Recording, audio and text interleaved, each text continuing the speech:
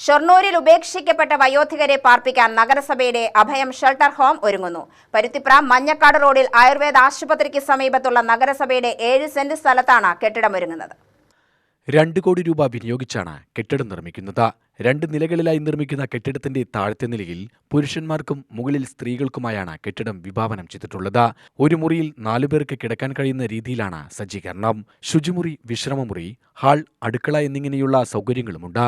നിർമ്മാണ പ്രവൃത്തികൾ അവസാന ഘട്ടത്തിലാണെന്നും 3 മാസത്തിനുള്ളിൽ കെട്ടിടം തുറന്നു നൽകാൻ കഴിയുമെന്നും നഗരസഭാ അധ്യക്ഷൻ MK ജയപ്രകാശ് പറഞ്ഞു. ഷൊർണൂർ നഗരസഭയുടെ കീഴിൽ 2 കോടി രൂപയുടെ നിർമ്മാണ ചെലവ് വരുന്ന അഭയം ഷെൽട്ടർ ഹോം പ്രവൃത്തി പുരോഗമിക്കുകയാണ്. മിക്കവാറും ഒരു 3-4 മാസത്തിനകത്ത് അതിൻ്റെ ഉദ്ഘാടനം നിർവഹിക്കാൻ സാധിക്കും. പ്രായമായവരെ ഉപേക്ഷിച്ച് ആരും നോക്കാനില്ലാത്തവരെ സംരക്ഷിക്കാനുള്ള ഷെൽട്ടർ ഹോമാണ് നഗരസഭയുടെ കീഴിൽ പ്രവർത്തിക്കാൻ വേണ്ടി പോകുന്നത്. തികച്ചും സൗജന്യമായിട്ടാണ് അത്തരം ആളുകളെ ഇവിടെ പാർപ്പിക്കുന്നത്.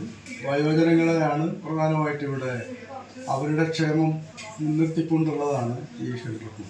താഴെ പുരുഷന്മാർക്കും മുകളിൽ സ്ത്രീകൾക്കുമായി പ്രത്യേകമായിട്ട് അറേഞ്ച് ചെയ്തിട്ടുള്ള ഷെൽട്ടർ ഹോമാണ്. അവിടെ നഗരസഭയുടെ ജീവനക്കാരുണ്ടാവും.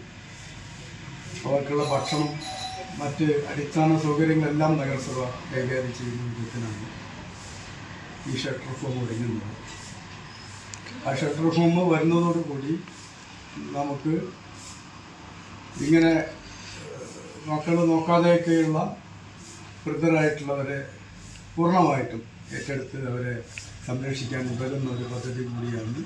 വഴിയരികിൽ ഉപേക്ഷിക്കപ്പെടുന്നവർ, മക്കൾ കൊണ്ടുവിടുന്നവർ, പോലീസ് മുഖേന റോഡരികിൽ നിന്ന് കണ്ടെത്തുന്നവർ എന്നിങ്ങനെ ഏത് രീതിയിലും ഇവിടെയെത്തുന്ന വയോധികരെ സംരക്ഷിക്കുകയാണ് അഭയം ഷെൽട്ടർ ഹോമിന്റെ ലക്ഷ്യം. സ്ത്രീകൾക്കും പുരുഷന്മാർക്കുമായി 125 പേർക്ക് താമസിക്കാവുന്ന സൗകര്യങ്ങളാണ് കെട്ടിടത്തിൽ ഒരുങ്ങുന്നത്.